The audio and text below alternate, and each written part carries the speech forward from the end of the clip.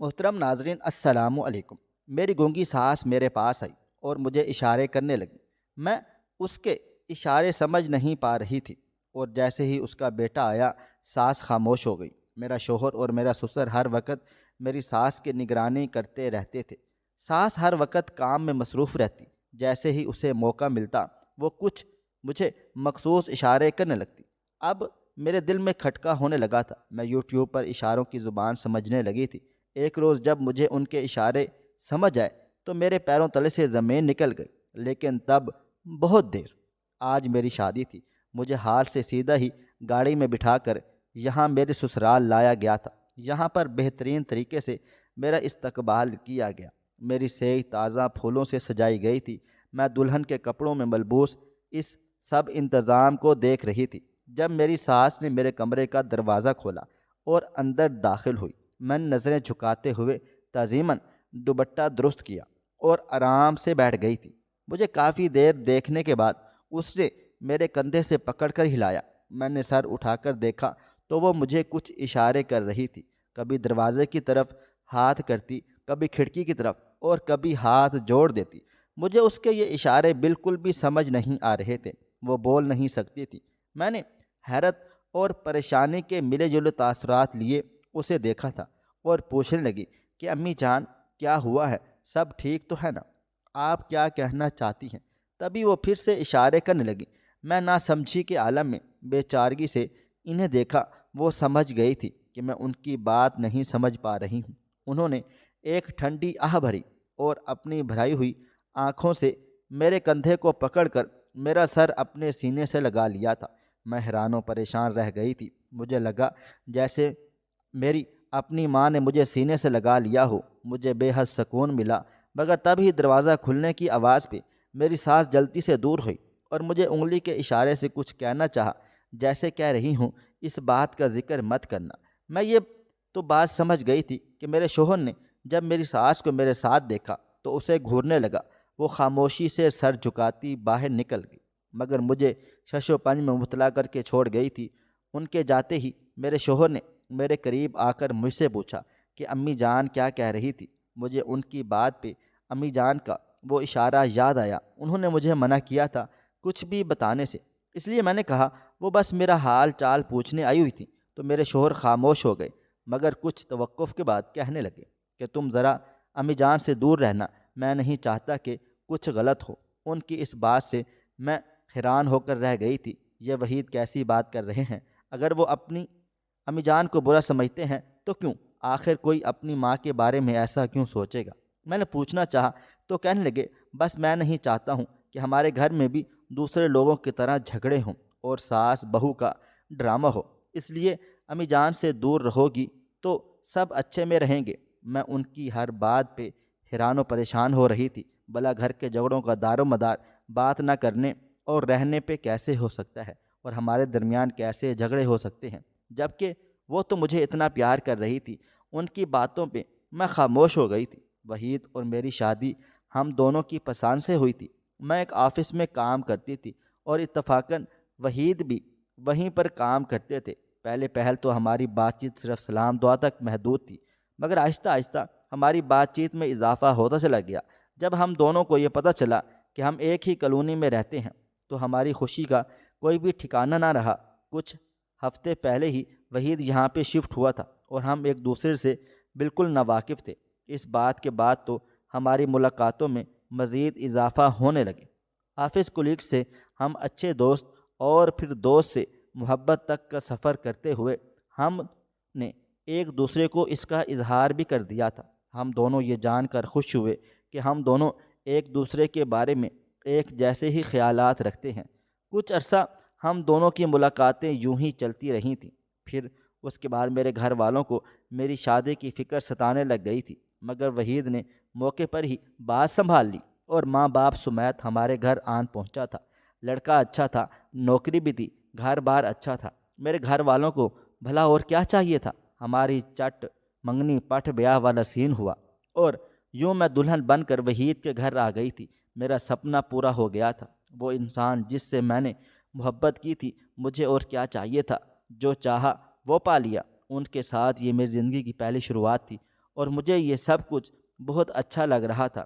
پہلی رات ہی جب میری ساس نے آ کر مجھ سے ایسے اشارے کیے، اور پھر اس کے بعد جب میرے شوہر نے مجھ سے ایسی باتیں کی، تو میں حیران و پریشان رہ گئی۔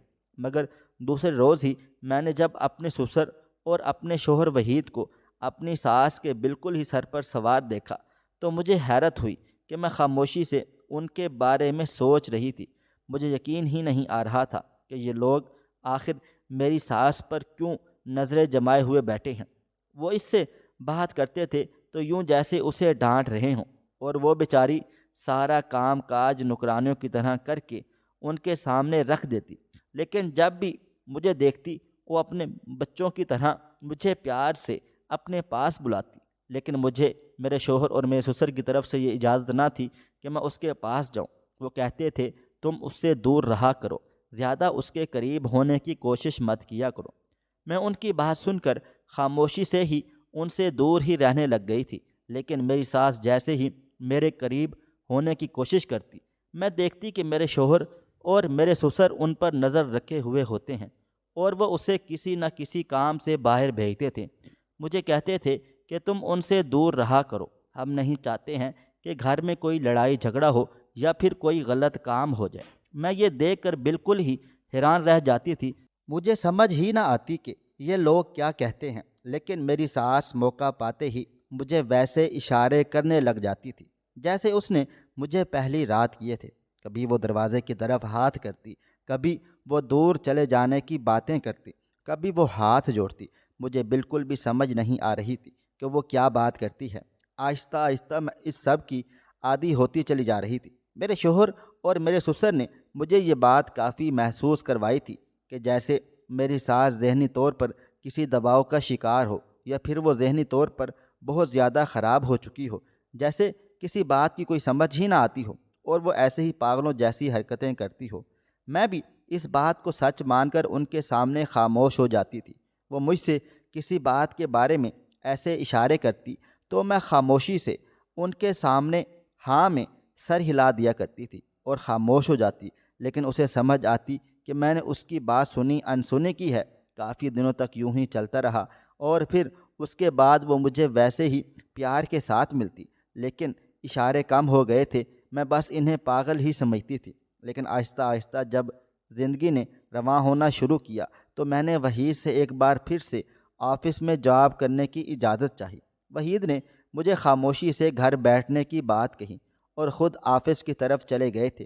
انہوں نے مجھ سے کہا کہ میری غیرت اب گوارا نہیں کرتی کہ میری بیوی کمائے اور میں گھر میں بیٹھوں، یا پھر میں اس کی کمائی کھاؤں۔ لوگ بھلا کیا کہیں گے؟ ان کی بات سن کر میں حیران رہ گئی تھی۔ وہ شادی سے پہلے کیسی کیسی باتیں کرتے تھے۔ وہ کہتے تھے مجھے آزاد عورتیں پسند ہیں، لیکن اب وہ مجھے اس طرح سے گھر میں بٹھا رہے تھے کہ گھر کا سارا کام تو میری ساس ہی کرتی تھی۔ میں گھر میں سارا دن یوں ہی پڑی رہتی تھی۔ اب آہستہ آہستہ جب میں نے وحید سے یہ کہا کہ میں اب گھر میں بور ہو رہی ہوتی ہوں، تو مجھ سے کہنے لگے کہ میرا ٹرانسفر دبئی میں ہو رہا ہے اور میں تمہیں اپنے ساتھ لے کر جانا چاہتا ہوں۔ ان کی بات پر میں خوش ہو گئی تھی، میں تو ہواؤں میں اڑنے لگ گئی تھی۔ وہ مجھے اپنے ساتھ دبئی لے کر جا رہے تھے، مجھے بھلا اور کیا چاہیے تھا؟ میں خوشی سے اچھل کود رہی تھی۔ اس روز بھی ویسے ہی میری ساس میرے قریب آئی اور میرے کندھے کو پکڑ کر مجھے وہی اشارے کرنے لگ گئی تھی۔ مجھے اس کے اشارے ایک بار پھر سے سمجھ میں نہیں آ رہے تھے۔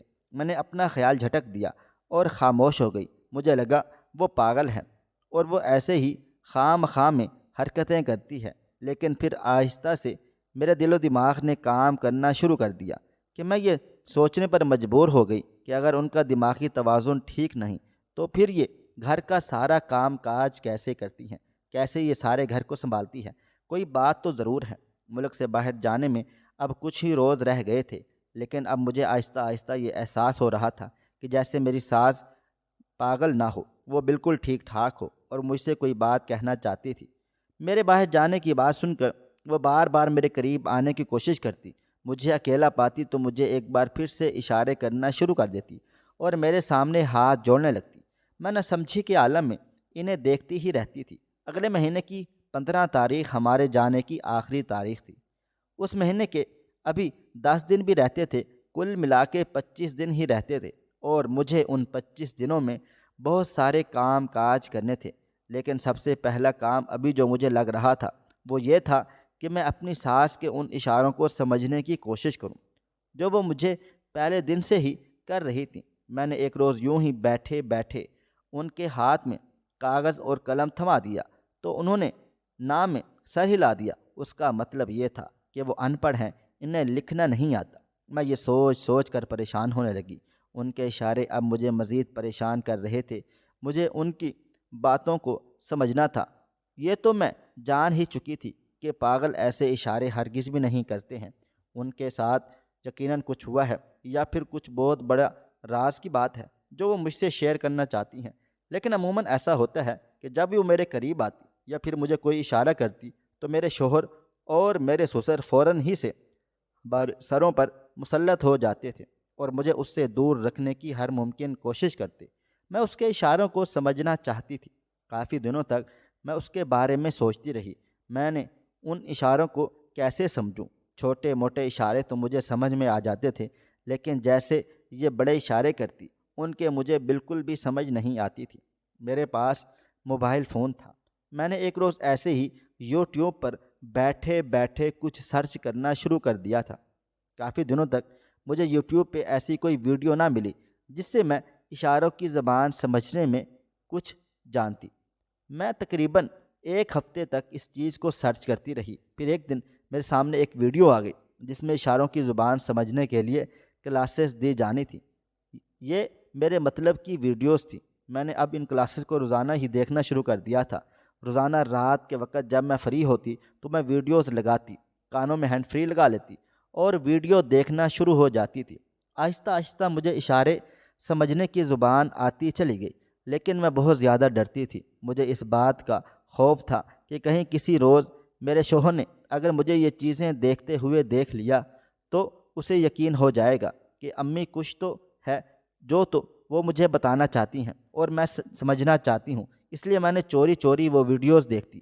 اب ہمارے جانے میں تقریباً 15 دن ہی رہ گئے تھے اور میں اپنے دوسرے ملک جانے کی تیاریوں میں مگن تھی۔ اس دوران ایک بار پھر سے میری ساس نے میرے کندھے سے ہلایا اور مجھے کچھ کہنے کے لیے اشارے کرنے لگی تھی۔ آج آہستہ آہستہ میں اس کے اشارے سمجھ پا رہی تھی۔ اس نے میرے آگے ہاتھ باندھنا شروع کر دیے۔ میں نے دیکھا کہ اس کی آنکھوں میں آنسو تھے۔ نہ جانے ایسی کون سی بات تھی جو اس کی طرف سے میرے سامنے ہاتھ جوڑتی تھی اور وہ ایسے عجیب و غریب سے اشارے کرتی۔ معلوم نہیں وہ کہنا کیا چاہتی تھی۔ ابھی بھی میری کلاسز مکمل نہ ہوئی تھیں، ابھی بھی میں یہ اشارے مکمل نہیں سمجھ پا رہی تھی جو وہ کہہ رہی تھی۔ میں نے ان کے کندھے پر نرمی سے ہاتھ رکھا اور کہنے لگی کہ امی جان آپ فکر نہ کریں، جانے سے پہلے میں آپ کی بات ضرور سوچ سمجھ کر جاؤں گی اور میں یہ ضرور جان کر جاؤں گی کہ آپ کیا کہنا چاہتی ہیں۔ میں جانتی ہوں کہ وحید اور ابو جان آپ سے مجھے بات نہیں کرنے دیتے، لیکن آپ فکر مت کریں، میں اس چیز کا حل نکال لوں گی۔ یہ کہتے ہوئے میں نے اپنی ساس کی طرف دیکھا تو وہ تشکر بھری نظروں سے میری طرف دیکھ رہی تھی اور پھر مجھے ایک بار پھر سے سینے سے لگا لیا تھا۔ ایک بار پھر سے مجھے سکون ملنے لگا تھا۔ مجھے یوں لگا جیسے میری اپنی ماں نے مجھے سینے سے لگا لیا ہے۔ اب میں نے پکا ارادہ کر لیا تھا کہ 2 دن میں ہی میں ساری کلاسز ختم کر لوں گی اور پھر امی جان کی بات کو سمجھ جاؤں گی۔ میں نے اب دن دیکھا نہ رات، آرام سے بیٹھی وہی کلاسز سننے لگیں۔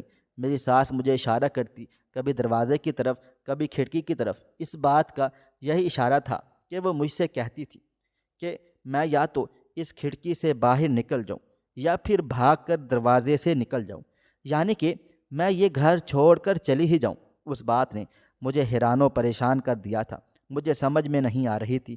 میں نے موقع پاتے ہی اپنی ساس سے کہا کہ مجھے آپ گھر سے بھاگنے کے لیے کیوں کہتی ہیں؟ تو ایک بار پھر سے وہ میرے سامنے ہاتھ جوڑنے لگی۔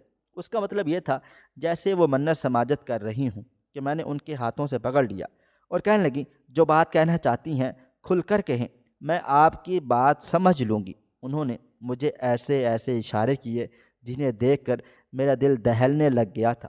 میرے پیروں تلے سے زمین نکل گئی تھی۔ کبھی وہ آہستگی سے کام کرنا شروع ہو جاتی اور پھر ادھر ادھر دیکھ کر کوئی نہ کوئی چیز چرانے کی کوشش کرتی اور پھر یہ اشارے کرتی اور اس کمرے میں لگی وحید اور ابو جان کی تصویروں کی طرف اشارے کرتی۔ شاید وہ یہ کہنا چاہتی تھی کہ وہ کام کرواتے ہیں اور کام کروانے کے ساتھ ساتھ چوری بھی کرواتے ہیں اور وہ ایسے گھناؤنے کاموں میں ملوث ہیں، اور پھر مجھے دیکھتی اور اشارے کرتی جیسا کہ وہ ہاتھوں سے جہاز بناتی اور پھر اڑتی اور پھر وہاں پر ایسے ایسے اشارے کر رہی تھی کہ مجھے ان کی ایک ایک بات سمجھ میں آ رہی تھی۔ وہ کہنا چاہ رہی تھی کہ تمہیں یہاں سے لے کر جا کر وہاں پر کسی طرح بیچ ڈالیں گے یا پھر وہاں پر غلط کام کروائیں گے۔ اب مجھے ان کی بات سمجھ آ چکی تھی۔ میرے جانے میں اب صرف ایک ہی ہفتہ بچا تھا۔ میں نے اپنی ساس کی بات سمجھنے میں بہت زیادہ دیر کر دی۔ اب سوچنے لگی کہ میں اب کروں کیا کروں۔ وحید نے مجھے صاف صاف لفظوں میں میکے جانے سے منع کر چکے تھے کہ خبردار، اگر تم اپنے میکے گئی، ابھی گھر میں بہت سارا کام کاج ہے اور آخری وقت میں تم اپنے گھر والوں کو بلا لینا۔ ابھی تم گھر میں رہ کر پیکنگ کرو، کیونکہ ہمیں اب ساری زندگی وہیں دبئی میں ہی رہنا ہے۔ اب مجھے بہت زیادہ ڈر لگنے لگ گیا تھا۔ اب میں سمجھ چکی تھی کہ میرے شوہر مجھے اس طرح سے کیوں کہہ رہے تھے۔ وہ باہر جا کر لڑکیوں سے غلط کام کرواتے تھے یا پھر لڑکیوں کو چوری پہ لگا دیتے تھے یا پھر لڑکیوں کو بیچ دیتے تھے۔ مجھے تو اپنی ساس کے اشاروں سے صرف یہی بات سمجھ میں آئی کہ وہ لڑکیوں کو باہر لے جا کر کچھ غلط ہی کرتے ہیں۔ اب کیا کرتے ہیں اور یہ مجھے اب جاننا تھا۔ میں پڑھی لکھی تھی اور مجھے ہر چیز کا شعور تھا۔ مجھے ہر چیز کو اپنی عقل سے حل کرنا آتا تھا، اس لیے میں نے جلد سے جلد اس چیز کو سمجھنے کی کوشش کرنی چاہی۔ میں یہ سوچ رہی تھی کہ اب میں کسی بھی طریقے سے ان دونوں کے بارے میں جاننا چاہتی ہوں۔ اب میں ہر وقت ان کی ٹوہ میں لگی رہتی، بالکل ویسے ہی جیسے وہ میرے ساس کے سر پر سوار رہتے تھے۔ میں نے یوں ہی گھر کے کاموں میں حصہ لینا شروع کر دیا تھا اور میں نے کہا کہ اب میں جا رہی ہوں تو امی جان کو کچھ دنوں کے لیے ریسٹ تو دے دوں۔ کچھ دن میں بھی کام کرنا چاہتی ہوں، وہاں جا کر تو کام مجھے ہی کرنا پڑے گا، اپنا کچن سنبھالنا ہوگا، اس لیے میں چاہتی ہوں کہ میں بھی یہیں سے سب کچھ سیکھ کر ہی جاؤں۔ میری بات پر میرے شوہر وحید خاموش ہو گئے تھے، اور اب وہ دونوں ایک ساتھ بیٹھے ہوتے تو میں جلدی سے چائے بناتی اور قدم پہ قدم رکھتی آہستہ آہستہ چلتے ان کے روم تک پہنچ جاتی۔ کبھی کبھی ان کی باتیں سننے کا اتفاق ہوتا تو سمجھ نہ آتی کہ وہ باتیں کیا کر رہے ہیں۔ وہ زیر لب ایک دوسرے سے باتیں کرتے، پتہ نہیں ان دونوں کو خود کیسے سمجھ آتی تھی، لیکن اب مجھے جو بھی تھا یہ سب کچھ سمجھنا تھا۔ میرے جانے میں اب 2-4 دن ہی رہ گئے تھے اور ان 2-4 دن میں مجھے یہ سارا کچھ سمجھنا تھا۔ اگر خطرہ میرے سر پر منڈلا رہا تھا تو مجھے اس خطرے سے نکلنا تھا۔ اس روز بھی میں نے ایسے ہی چائے بنائی اور بنا آواز کے چلتے ہوئے میں ٹی وی لاؤنج کے دروازے تک آئی تھی۔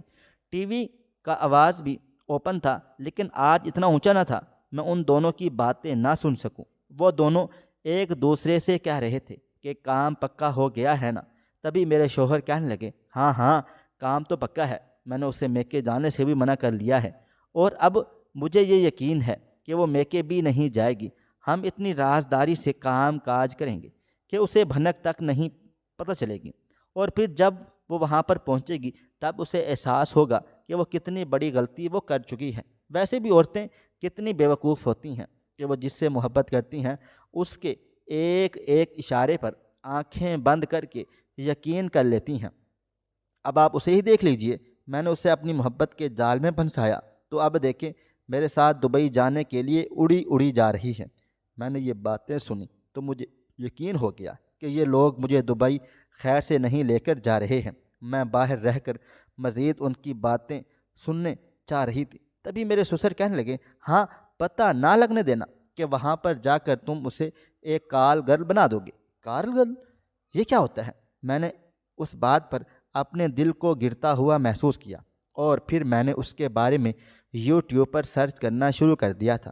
میں نے جلدی سے اندر جا کر چائے رکھ دی اور پھر باہر آ گئی تھی۔ میرے جاتے ہی وہ خاموش ہو گئے۔ میرے سسر نے مجھے مسکرا کر دیکھا اور میرے سر پر ہاتھ رکھا اور کہا، جیتی رہو بیٹا۔ مجھے اب ان کے گھناؤنے منصوبے کی سمجھ آ چکی تھی۔ میں جلدی سے اپنے کمرے میں گئی، اپنی ہینڈ فری ڈھونڈی اور موبائل فون پر یوٹیوب پر کال گرل لکھ کر سرچ کرنے لگی تھی۔ بہت جلد ہی کال گرل کی کچھ ویڈیوز میرے سامنے آ گئیں۔ اس میں کال گرل کے بارے میں ساری بات اچھے طریقے سے سمجھا دی گئی تھی۔ اس چیز کو دیکھنے کے بعد میرے پیروں تلے سے زمین نکل گئی تھی۔ یہ لوگ مجھے وہاں جا کر ایک طوائف بنانا چاہتے تھے، یعنی کہ مجھ سے یہ غلط کام کروانا چاہ رہے تھے۔ میں نے اپنے کانوں پر ہاتھ رکھا اور رونے لگی، لیکن جلدی ہی میں نے خود کو سنبھال لیا تھا۔ مجھے یہ معلوم تھا کہ اگر انہیں پتہ چل گیا تو مجھے زور زبردستی یہاں سے لے جائیں گے، مجھ سے موبائل فون بھی لے لیں گے۔ میں نے اپنی ساس کو جلدی سے بلایا اور ان سے کہا کہ مجھے ساری بات پتہ چل چکی ہے، آپ بالکل بھی فکر نہ کریں، میں آپ کو بھی اس جہنم سے چھٹکارا دلاؤں گی اور خود بھی میں اس سب سے چھٹکارا پا جاؤں گی۔ میری ساس نے جب یہ سنا کہ مجھے اس کی بات سمجھ آ گئی ہے تو اس کی خوشی کا کوئی بھی ٹھکانہ نہ رہا تھا۔ اس کی آنکھوں میں خوشی کے آنسو تیرنے لگ گئے تھے۔ میں نے اس کے کندھے پر تھپکی دی اور اس سے کہا کہ ابھی ہمیں ان دونوں سے اس بات کو چھپانا ہوگا۔ میرے ابو جان کے ایک بہت ہی اچھے تعلقات ہیں، ان کے ایک دوست ہیں جو کہ SHO ہیں۔ میں نے اپنے بابا جان کو کال کرتی ہوں اور ان سے اس بارے میں بات چیت کرتی ہوں۔ میری یہ بات سن کر میری ساس ایک بار پھر سے کچن میں چلی گئی تھی۔ میں نے اپنے بابا جان کے نمبر پر ایک وائس میسج چھوڑ دیا تھا کہ میری جان کو خطرہ ہے اور یہ لوگ مجھے دبئی لے کر جا رہے ہیں، وہاں پر یہ لوگ مجھے غلط کاموں پر لگا دیں گے، میری جان بچا لیجئے۔ میں نے ساتھ میں یہ بھی کہہ دیا تھا کہ اب جو بھی کریں لیکن مجھ سے رابطہ نہیں کریں، میں آپ کا چیٹ اور میسج ڈیلیٹ کر رہی ہوں، کہیں وحید کو پتہ چل گیا تو میرے لیے بہت مشکل ہو جائے گی۔ معلوم نہیں بابا جان نے اس میسج کو سنا یا نہیں، لیکن اب اس کے بعد میرا دل بہت مطمئن سا ہو گیا تھا۔ اب ہمارے جانے میں صرف 2 دن ہی رہ گئے تھے۔ میں جانتی تھی کہ 2 دن میں کیا سے کیا ہو سکتا ہے اور کیا نہیں، لیکن مجھے پاپا کا انتظار تھا۔ ایک دن اور گزر گیا، بابا جان کا کوئی اتا پتہ نہ تھا۔ نہ مجھ سے بابا جان ملنے آئے اور نہ ہی مجھ سے میرا بھائی ملنے کے لیے آیا۔ میں اسی سوچ میں تھی کہ میں کیا کروں، میں کیسے اپنے گھر والوں کو اپنے بارے میں بتاؤں۔ پتہ نہیں بابا جان نے میری وائس سنی ہوگی یا نہیں۔ اور پھر یوں ہی کرتے کرتے دوسرا دن بھی گزر گیا اور پھر رات ہو چکی تھی۔ آج رات 11 بجے ہی ہم لوگوں نے نکلنا تھا۔ اس وقت 9 بج رہے تھے۔ میرے پیروں تلے سے زمین نکلی چلی جا رہی تھی۔ مجھے بہت زیادہ پریشانی ہو رہی تھی کہ نہ جانے پاپا جان نے میری وائس نہ سنی ہوگی، اسی وجہ سے تو انہوں نے ابھی تک مجھے کوئی رپلائی نہیں دیا ہے۔ میری جان پر بنی تھی۔ میری ساس بھی کبھی ادھر کبھی ادھر پھر رہی تھی، انہیں بھی میری بہت زیادہ فکر ہو رہی تھی۔ وہ بلا شبہ ایک اچھی خاتون تھی۔ میں بار بار اپنے فون کو دیکھتی اور بار بار دروازے کی طرف دیکھتی، کبھی اپنے کمرے کی کھڑکی سے نیچے جھانکتی تھی کہ کہیں بابا جان کسی کے ساتھ نہ آ رہے ہوں، لیکن ایسا کچھ بھی نہ تھا۔ وہی تیار ہو چکے تھے، مجھ سے کہہ رہے تھے کہ تو نے ابھی تک تیاری نہیں کی، جلدی سے تیاری کرو تاکہ ہم ایئرپورٹ تک پہنچ جائیں، ورنہ ہماری فلائٹ کینسل ہو جائے گی، جلدی کرو، ہمیں آج ہی نکلنا ہے۔ اور پھر ان کی بات پر میں بھی واش روم میں گھس گئی۔ میں نے واش روم میں جا کر اپنے موبائل فون سے پاپا کو کال ملانی چاہی تو پاپا جان کا نمبر بن جا رہا تھا۔ میں ادھر ادھر پھرتی ہوئی باتھ روم میں نہ منہ دھو رہی تھی اور نہ ہی کپڑے چینج کر رہی تھی۔ میرے تو دل میں صرف ایک ہی کھٹکا تھا کہ اب میرے ساتھ کیا ہوگا، میری زندگی خراب ہونے چلی جا رہی تھی۔ تبھی باہر سے کچھ لوگوں کی آوازیں آنے لگیں۔ مجھے شور کی آواز سنائی دی تو میں بھاگ کر باہر نکلی۔ میرے شوہر ابھی تک کمرے میں موجود تھے۔ وہ مجھے یہ باہر سے نکلتا ہوا دیکھ کر چونک گئے، کہنے لگے کیا ہوا، تم ابھی تک تیار نہیں ہوئی؟ میں نے کہا باہر کس چیز کا شور ہے؟ تبھی وہ بھی شور پر باہر نکلے۔ ہم نے باہر جا کر دیکھا تو باہر ایک پولیس موبائل کھڑی تھی اور ہمارے گھروں کو چاروں طرف سے پولیس نے گھیر چکی تھی۔ میرے بابا جان اور ان کے دوست فراز انکل وردی میں ملبوس ہمارے گھر کی دہلیز پر کھڑے تھے، یعنی میرے سسر اور میرے شوہر کو اب چاروں طرف سے گھیر لیا گیا تھا اور وہ اب کہیں بھی بھاگ نہیں سکتے تھے۔ تبھی میں بھاگ کر اپنے بابا جان کے سینے سے لگ گئی اور رونے لگی۔ میرا وہ ضبط جو میں نے کئی دنوں سے کر کے بیٹھی تھی ٹوٹ گیا تھا۔ میری آنکھوں سے آنسو بہے چلے جا رہے تھے۔ میں نے اپنی ساس کا ہاتھ پکڑا اور اسے بھی اپنے قریب ہی لے آئی۔ میرے بابا جان نے مجھے دلاسا دیا، فکر مت کرو بیٹا، میں تمہارے ساتھ ہوں، تمہارے انکل بھی تمہارے ساتھ ہیں۔ تبھی میرے شوہر اور میرے سسر کے ہاتھوں کے طوطے اڑ سے گئے تھے اور وہ پچھلے دروازے سے بھاگنا چاہ رہے تھے، لیکن وہاں پر بھی کچھ سپاہی تعینات کر دیے گئے تھے۔ میں نے بابا جان سے کہا کہ اتنی دیر کیوں لگا دی؟ تو بابا جان نے کہا کہ ان کے بارے میں مجھے کچھ سرچ کرنی تھی اور ان کے بارے میں پتہ لگوانا تھا، اس لیے میں اور تمہارے فراز انکل اسی چیز کے بارے میں لگ گئے تھے۔ تم نے کہا کہ میں دوبارہ تم سے رابطہ نہ کروں، اس لیے میں خاموشی سے یہ سب کام کاج کر رہا تھا، اور میں بھلا اپنی بیٹی کو آخر ان ظالموں کے ہاتھوں میں کیسے جانے دے سکتا تھا؟ تبھی فراز انکل نے وحید اور میرے سسر کو پکڑ کر اپنی قید میں ڈالا اور اس سے تھانے کی طرف لے کر چلے گئے، جبکہ مجھے اور میری ساس کو بابا جان اپنے ساتھ گھر پر ہی لے آئے تھے۔ میری ماما میری ساس سے مل کر بہت خوش ہوئیں اور ہم تینوں مل کر اب ایک گھر میں رہنے لگے۔ میں نے اپنی ساس سے کہا، مجھے آپ سے بالکل اپنی ماں جیسی خوشبو آتی ہے۔ میں جانتی ہوں میری جنم دینے والی ایک ماں ہے، لیکن مجھ سے پیار کرنے والی دو مائیں ہیں، اور میں ایسا ہرگز نہیں چاہتی میں آپ کو در بدر کر دوں۔ آپ ایسا سمجھیں کہ آپ اپنی بیٹی کے ساتھ ہیں، اپنے ہی گھر میں ہیں۔ جبکہ وحید اور میرے سسر کو جیل میں ڈال دیا گیا تھا، ان کو رنگے ہاتھوں پکڑ لیا گیا، اور وہ جو بیگ آفس سے تیار کر کے لائے تھے وہ کوئی عام بیگ نہ تھا، بلکہ اس میں سمگلنگ کی چیزیں تھیں، اور یہ سب کچھ دیکھ کر پولیس نے ان پر کیس اور بھی مضبوط کر دیا تھا، اور اب وہ پولیس سے پیچھا نہیں چھڑوا سکتے تھے۔ میری وحید سے خلا لے لی گئی اور میں اپنی زندگی میں ایک بار پھر سے خوش ہو گئی تھی۔ خدا تعالیٰ نے مجھے ان لعنتی بندوں سے آزادی دی تھی اور ایک ماں جیسی ساس بھی دے دی تھی، جسے میں نے اپنی خالہ کے طور پر اپنے گھر میں متعارف کروا دیا تھا، اور وہ مجھ سے بہت زیادہ پیار کرتی تھی۔ اس کے بعد کبھی بھی وحید اور میرے سسر کا سایہ ہماری زندگی میں نہ پڑا تھا۔ میں اللہ تعالیٰ سے اب یہ دعا اور شکر ادا کرتی ہوں کہ خدا نے میری زندگی بچا ڈالی تھی ان لوگوں سے۔ اب میں اس بات پر کافی پچھتاتی ہوں کہ اگر اس وقت میں نے اپنی ماں باپ کی بات مان لی ہوتی تو شاید وحید کے ساتھ اتنا عرصہ مجھے نہ گزارنا پڑتا، لیکن پھر بھی خدا کا لاکھ لاکھ شکر ہے کہ اس نے میری جان بچا لی، اور اب میں اپنے ماما بابا اور اپنی ساس کے ساتھ خوشی خوشی رہتی ہوں۔ میرے لیے یہی سکون کافی ہے۔ خدا ہر کسی کو بیٹے کی عزت کی حفاظت کرے جس طرح اس نے میری عزت کی حفاظت کی۔ شوہر ایسا بنے جو بیوی کے لیے سہارا ہو، بوجھ نہ ہو۔ شادی کا مقصد سکون، محبت اور رحمت حاصل کرنا ہے۔ اگر یہ تینوں چیزیں میسر نہ ہوں تو عورت چاہے محل میں بھی رہے وہ خوش بھی نہیں رہ سکتی ہے۔ بدقسمتی سے کچھ مرد سے جب ان کی بیویاں شکایت کرتی ہیں تو کہتے ہیں تمہیں کھانا پینا مل رہا ہے اور تم اچھے طریقے سے رہ رہی ہو، میں اور کیا کروں؟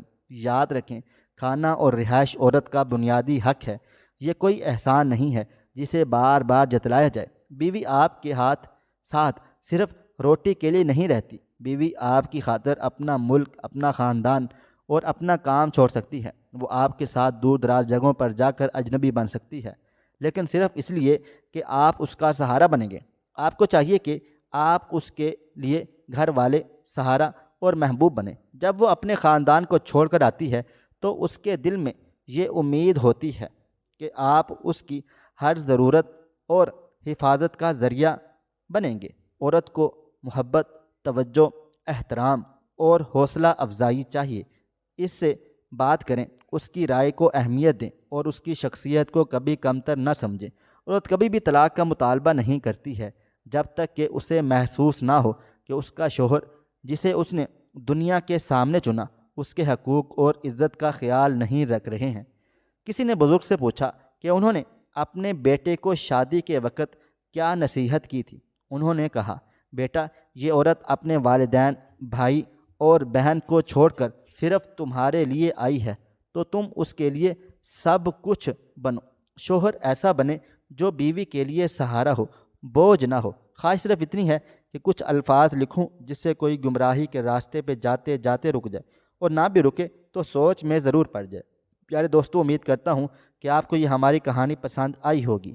کہانی پسند آئی ہو تو ویڈیو کو لائک کریں، کومنٹس کریں، شیئر کرنا بالکل بھی نہ بھولیں، اور ہاں، اگر آپ لوگ اس چینل پر نئے ہیں تو اس چینل کو سبسکرائب ضرور کر لیں اور نوٹیفیکیشن کو ضرور دبا دیں تاکہ آنے والی کہانی سب سے پہلے آپ کو مل سکے۔ ملتے ہیں کل ایک نئی اور دلچسپ کہانی کے ساتھ، تب تک اپنا ڈھیر سارا خیال رکھیے گا۔ اللہ حافظ۔